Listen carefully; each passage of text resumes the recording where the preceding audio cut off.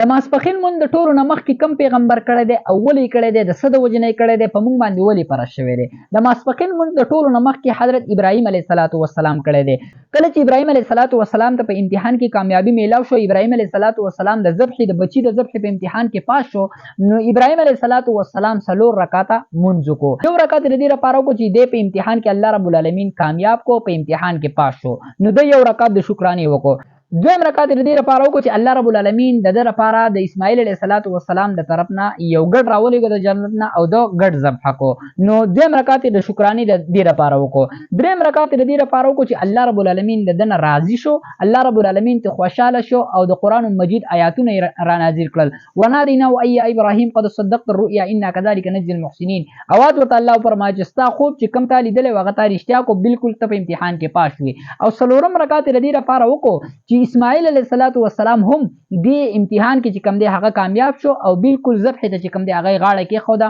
ټال مټول چې کوم دی هغه یې ونه کړو نو الله رب العالمین ته دا 4 رکعات د ابراهیم علیه السلام د شکرانې په طور چې کړو دومره خوښ راغلل چې په امت محمدي باندې فرض کړو